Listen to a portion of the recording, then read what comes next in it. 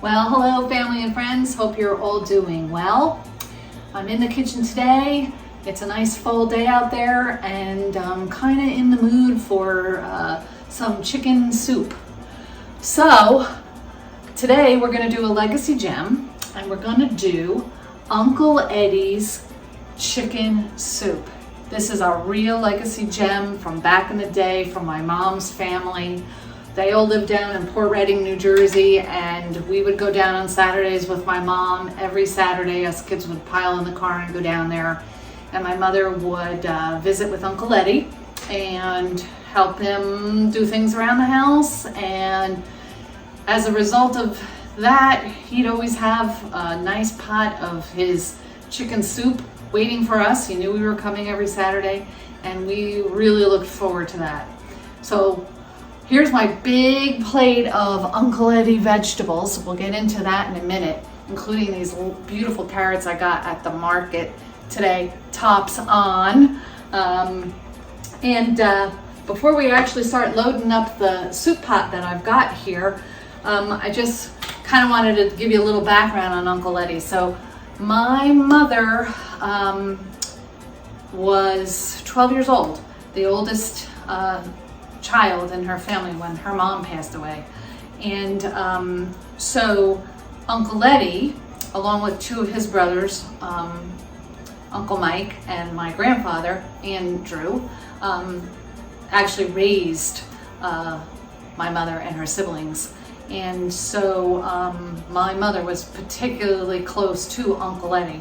Uncle Eddie never married, nor did Uncle Mike. So there were plenty of uncles to take care of. At the time, I think it was 5 kids, with my mother being the oldest at 12. And they all lived in this house down in Port Reading.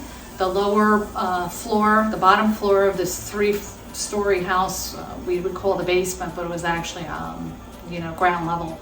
And that's where Uncle Eddie lived. Uncle Eddie tended bar and during the day, and I'm not sure what else he did. But he took care of the family. That was his role.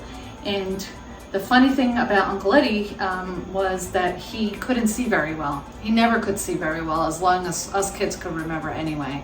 And I think he had really bad cataracts and just never got them taken care of. But as a result, he shuffled a lot and he couldn't tell who anybody was, especially us kids. So he would call all the kids Jackson. Didn't matter who you were, didn't matter what your name was Jackson. So he would just look down at you and say, "How you doing, Jackson?" And then he would give you a nice big bowl of his soup.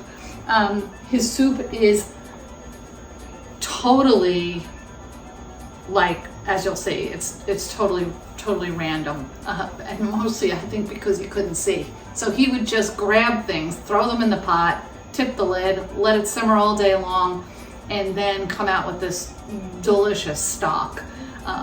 That was his Uncle Eddie soup. So what you're gonna need for this soup, and again, it's a legacy gem, right? So you can change this up any way you want, is a really big soup pot.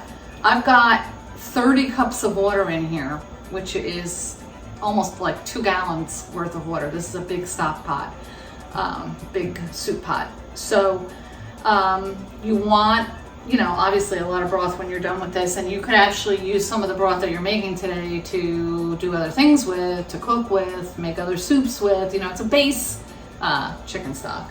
I've got a nice organic chicken here, raw, that we're gonna put in that pot. And then Uncle Eddie always put in a bunch of carrots. And again, he didn't use the bag carrots from the store. He bought a nice bunch of carrots like this with the top and just popped them in the pot. So when you buy these, you can certainly get regular carrots in a bag and use those. That's not a problem. Wash them well. Do not take the skins off. The skins are going to give a ton of flavor. And if you are lucky to get a beautiful, bunch of carrots with the tops still intact, make sure you wash them well too, as they're on the carrots, and then put them in. And then, as these cook, it's going to cook down. And when we were kids, some of these fronds from the carrot tops would actually end up in the soup, and they were really, really good. So Uncle Eddie his soup always had all this vegetation kind of sticking out the top of the pot, and that's exactly what we're going to do today. So I've got the water on high, so they can come up to a boil, and we'll get those carrots in there. He also put in celery. So I've got, what do I got here? Like 4 nice stalks of celery. Use the big ones. Use the ones from the outside of your bunch of celery. Those stalks are the most flavorful, and usually when we're doing other things with celery, we like to use the more pristine inner stalks, you know, because they're more tender.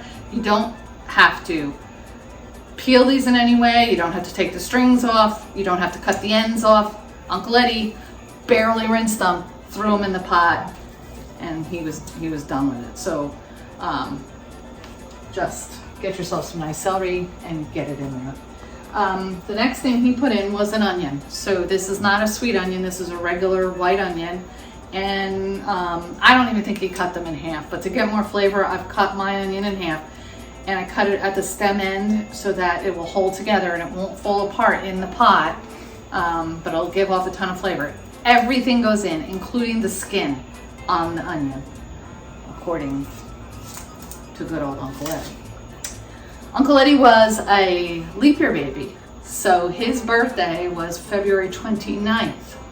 So he only got a birthday once every 4 years, and he was born in 1912, February 29th, and he died in 1989. So he outlived my mom by 4 years. My mom passed in 1985, and that was very sad for Uncle Eddie that he had to see his girl pass.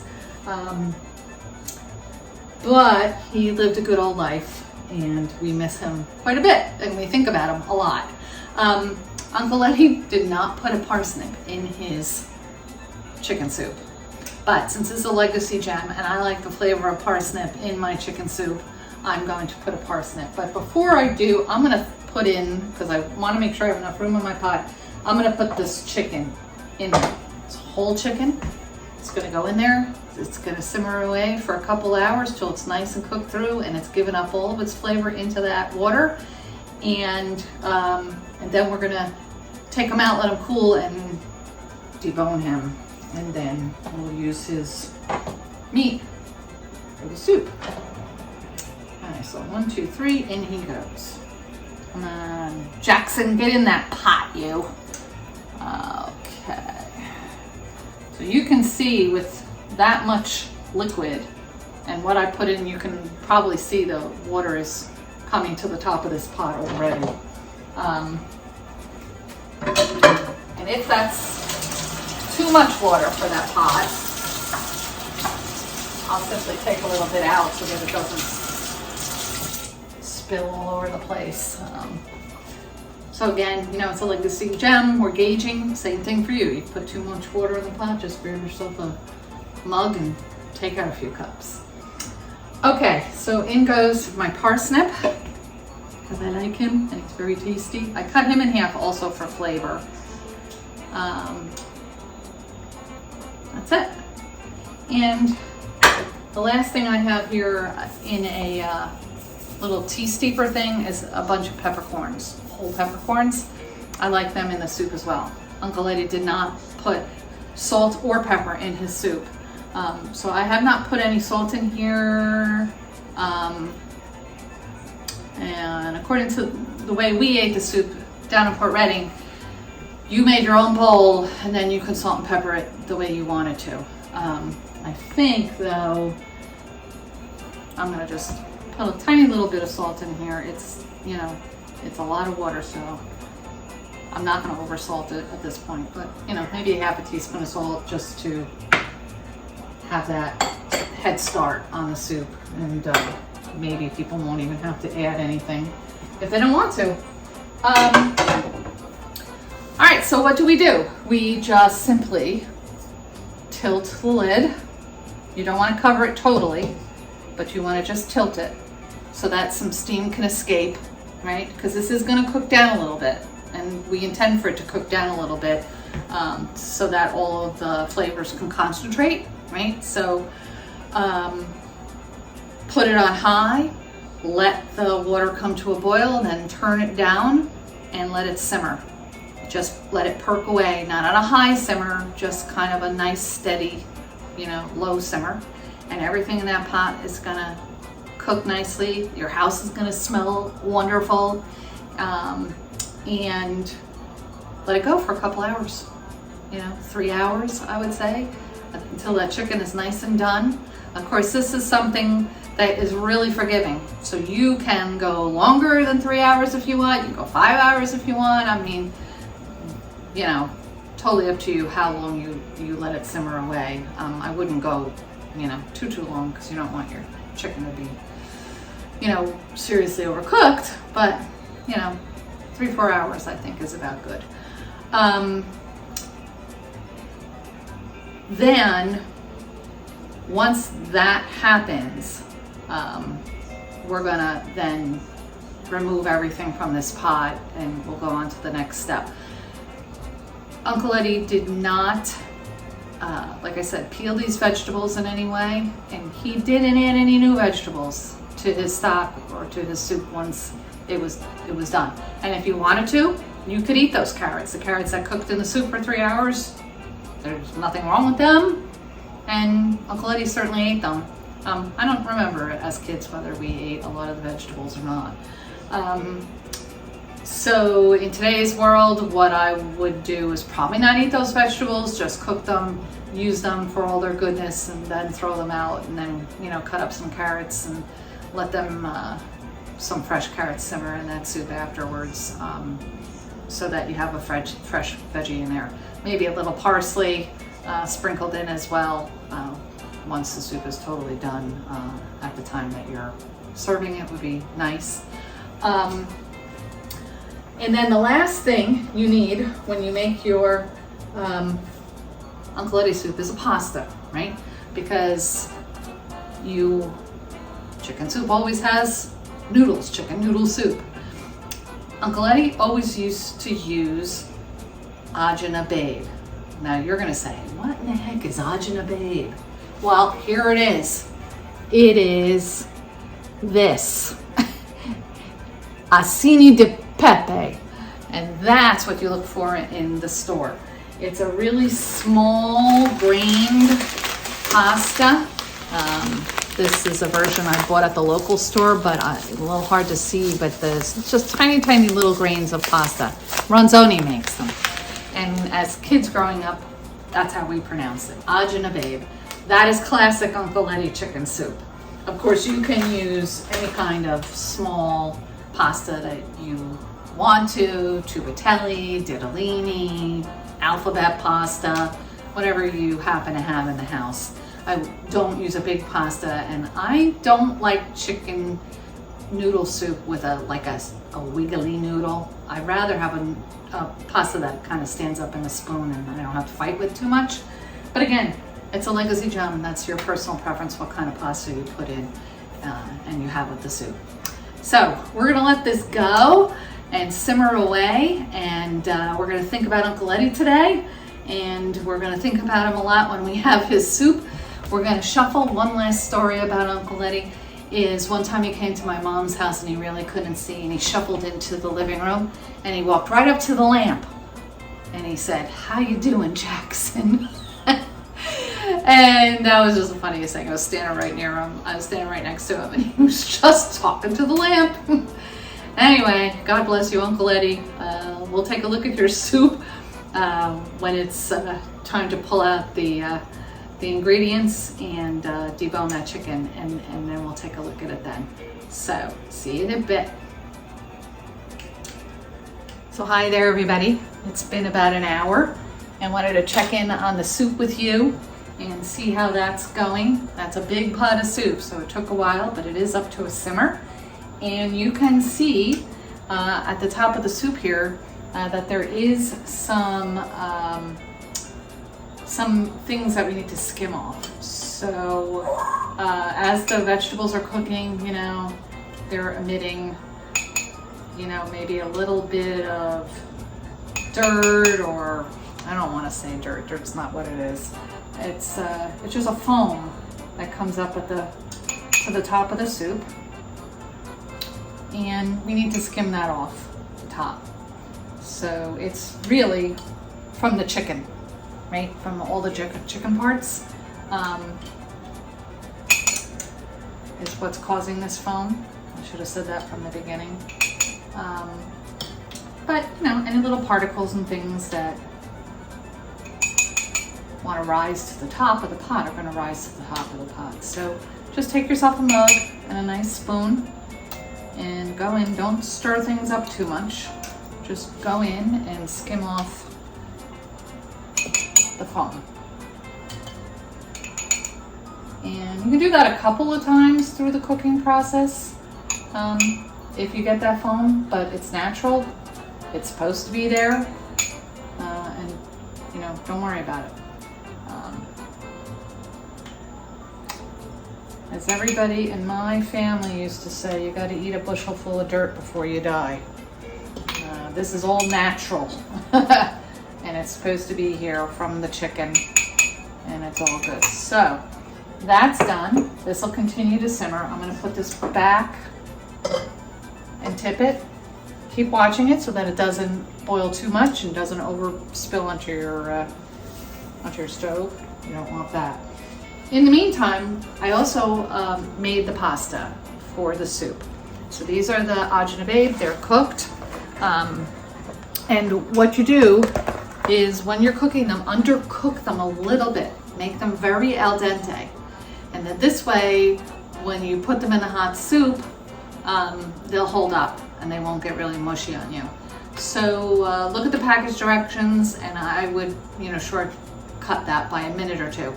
Drain them in the sink and run cold water over them in the strainer. All right, and use a spoon and get that cold water in there really good. Just mix them around with cold water so that they're cold and they stop cooking when they come out of the water. And then what I do is I just take the strainer. You can do it in the sink if you want, and I just put it in the Tupperware that I'm going to put the pasta in, and I let it stay there and I let it drain for a while. So I want to make sure that as much liquid as possible can be out of these noodles so that they stay well. And then what I'm going to do is take these, transfer them into the dried Tupperware, and put them in the refrigerator and let them stay there until you need them. And then this way you can go in and take, make your soup a bowl full at a time. Put your noodles in the bowl and then pour the soup over them and make as big or a small bowl of the soup as you want. So it's great. This is a pound of the ajinobabe. And I'll get those in the fridge and just continue to wait for this soup to continue to cook.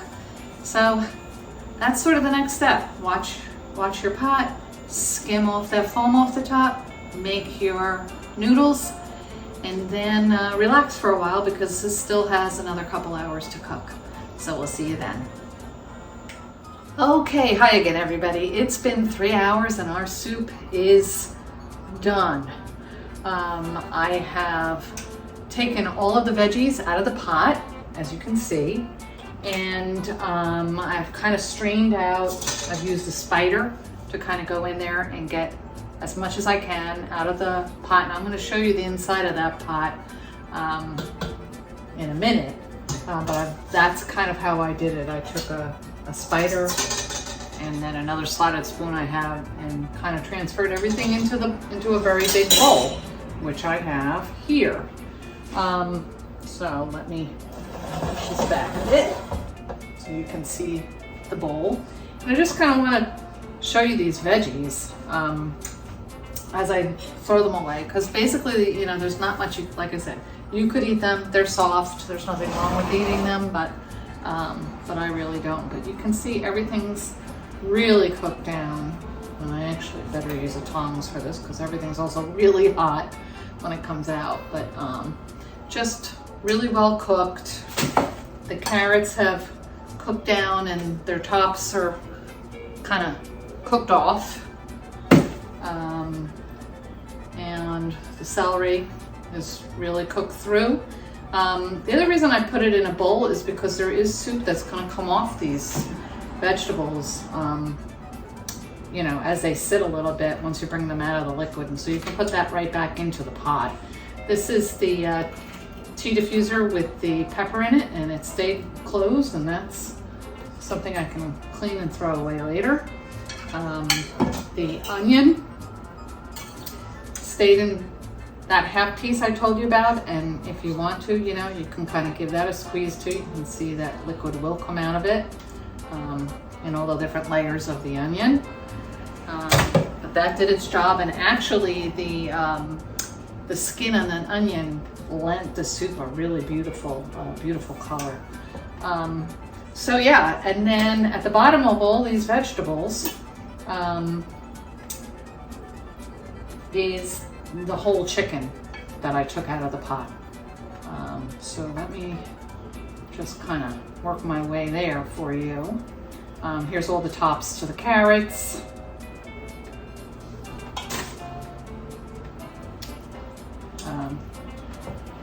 And if you want to, you can let this all sit and get to room temperature before you start attacking it the way I am.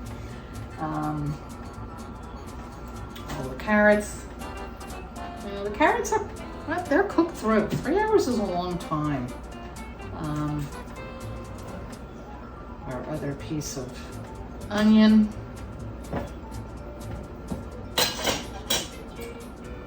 Yep.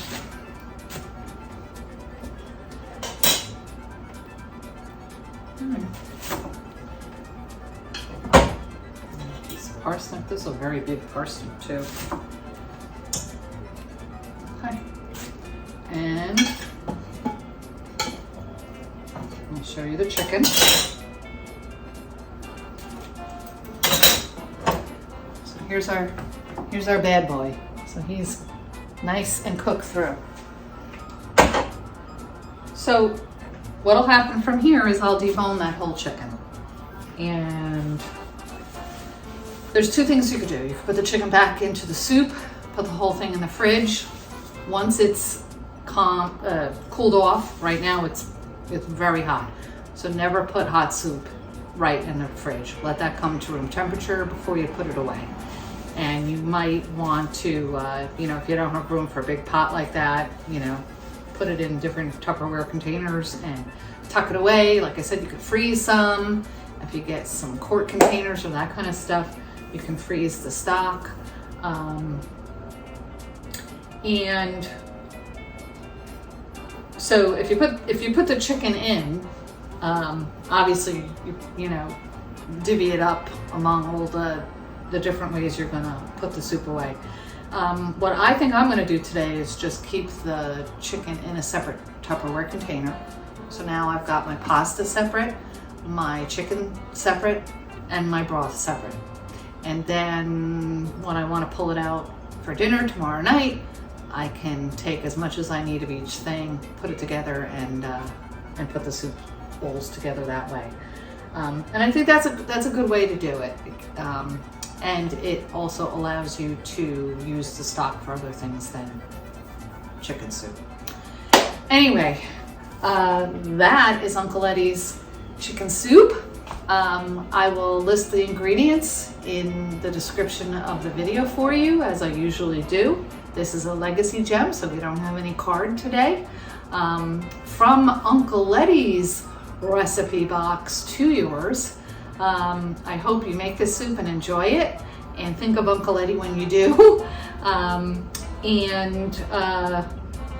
show you some video of what a finished bowl of soup looks like, and that will be coming up in a minute. And that's another legacy gem video in the book. So hope everybody stays well.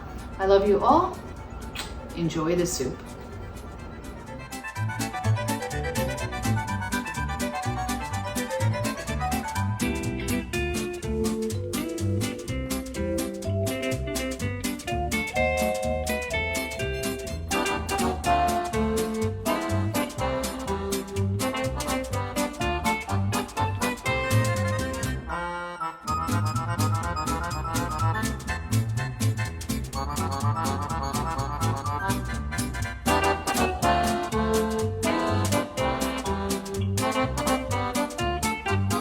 So when it's time to have a bowl of soup, simply prep your bowl with your cold ajna babe and some chicken. And then warm up your broth with some fresh sliced carrots and let them simmer in there for just a couple of minutes to cook them through.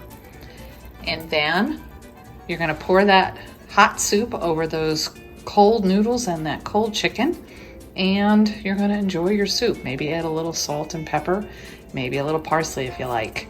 And that is gonna be one delicious bowl of Uncle Eddie Legacy Gem chicken soup.